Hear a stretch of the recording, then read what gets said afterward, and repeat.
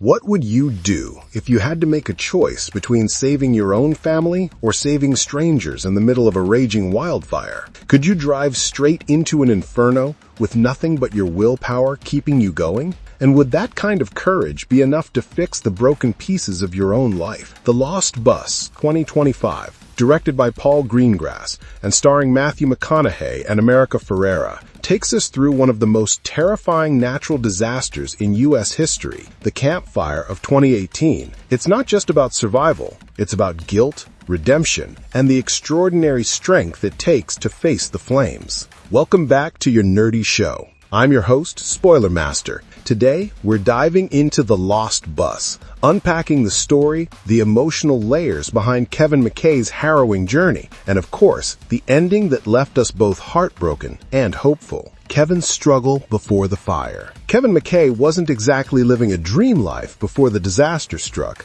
His relationship with his son Sean was broken. His ex-wife made sure to remind him of all the ways he had failed as a father, and his mother was struggling with memory issues. On top of all that, he was still haunted by unresolved issues with his late father. Kevin had never been able to shake off that feeling of being a disappointment, not just to his dad, but to his own family too. On the morning of the campfire, Kevin heard his son was sick, and as a father, his instinct was to rush home. But there was a complication. His boss, Ruby, made it clear. If Kevin didn't return the bus to the garage, his job was on the line. Torn between responsibility and his son's needs, Kevin tried to juggle both. He bought medicine for Sean and planned to head home soon. But then the fire erupted, and his path home quickly became a nightmare.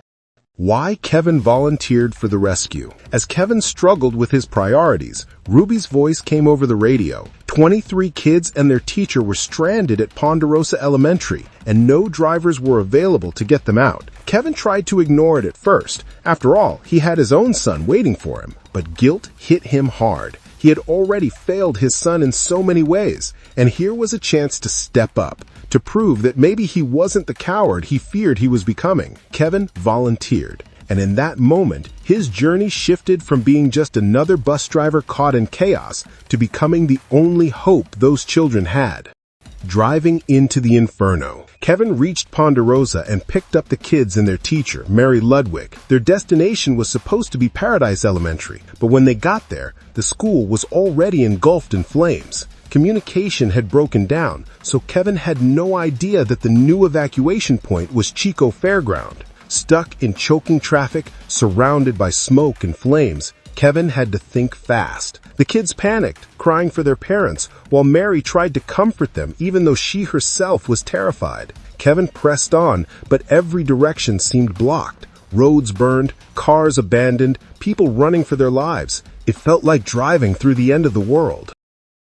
Haunted by the past. Amid this chaos, Kevin couldn't stop remembering his father. As a teenager, he had shouted at his dad, cursed him, and even said he wished him to death. Those words haunted him, because years later, when Kevin tried to reconcile, it was too late. His father had already passed away. Now, history was repeating itself with his own son, Sean, who had told Kevin the exact same words, "I wish you were dead." Kevin's biggest fear wasn't just the fire, it was that his last memory with Sean would forever be those words. Saving these kids became more than just a rescue mission. It was his way of proving to himself that he could still be the father his son needed. Mary's realization. Mary, the teacher, had her own revelations during this ordeal. Unlike Kevin, she had never left Paradise, always believing her small town was the safest, most perfect place to raise her family. But trapped in that bus, with smoke suffocating every breath, Mary realized how fragile life really was. She made a promise to herself. If she survived, she would live differently. She would take her son Jake to see the world, to Legoland, to Africa, to anywhere that wasn't just another safe, predictable corner of paradise. The breaking point. At one point, Kevin shut off the bus engine, thinking maybe it was safer to wait it out, but the kids screamed, terrified that the flames would consume them while they sat helpless. Kevin tried to improvise, making filters from his shirt, wetting them so the kids could breathe, and sealing the bus vents to keep smoke out, but they all knew it was temporary. The fire closed in, looters prowled the streets, houses burned to the ground around them, and Kevin realized Sitting still was certain death. There was only one option left: drive straight through the fire. Driving through hell. The bus roared back to life, but only barely. Kevin fought with the engine, and for a moment it seemed like all was lost. But sheer determination, fueled by the thought of Sean, kept him going. He fixed the issue and drove straight into the inferno. Imagine being a child on that bus. Windows glowing red, heat so intense you could barely breathe, flames licking at the vehicle. The kids screamed. Mary held them close, and Kevin gripped the wheel like his life depended on it, because it did. They drove through hell itself, and somehow they made it out. When daylight broke through the smoke, it was like stepping into another world. The children embraced each other, sobbing and laughing at once. For the first time in hours, they could see the sky. Reaching safety, Kevin drove the bus to the Chico evacuation center. Parents who had feared the worst were overwhelmed with relief when they saw their children stepping off that bus alive. They thanked Kevin and Mary, knowing the outcome could have been far different. But Kevin wasn't thinking about gratitude. His only thought was, where are my mother and my son? His relief doubled when he found his mother safe, brought to the center by a neighbor. But Sean wasn't there. Sean had gone home with his mother. That absence stung. Kevin had risked everything to get back to him, and once again, he wasn't there.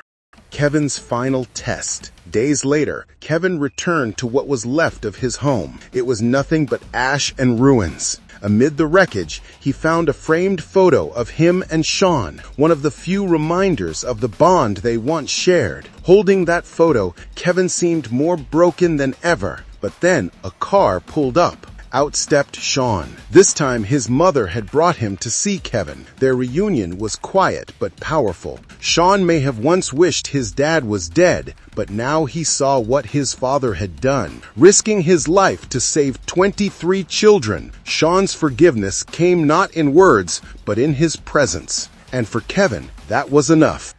The real-life legacy. The Lost Bus ends with a note on Kevin McKay's real story. He wasn't just a fictional hero. After surviving the campfire and proving his courage, Kevin didn't go back to an ordinary life. He left behind his Walgreens job, completed his teaching degree, and became a teacher at Fairview School in Chico. His life became a testament to the fact that even in tragedy, people can reinvent themselves and find purpose.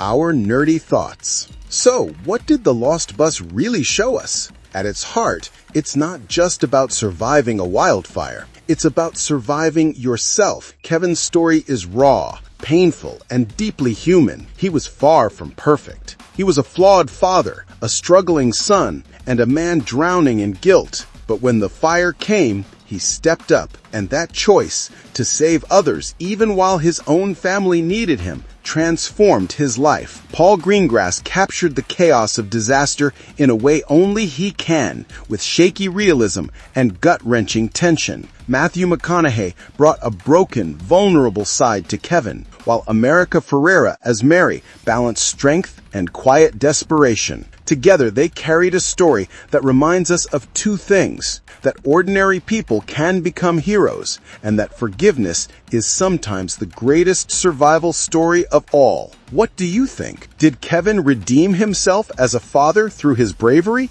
Or do you think Sean's forgiveness came too easily? Let us know your thoughts in the comments, because we'd love to hear your take. That's all for today's breakdown of The Lost Bus. If you enjoyed this video, don't forget to hit that like button, subscribe to our channel, and turn on the notification bell so you don't miss our next deep dive into movies that leave us shaken, inspired, and talking for days. Until next time, this is Spoiler Master signing off from your nerdy show. Stay safe, stay nerdy. No, what the heck, I'll laugh anyway.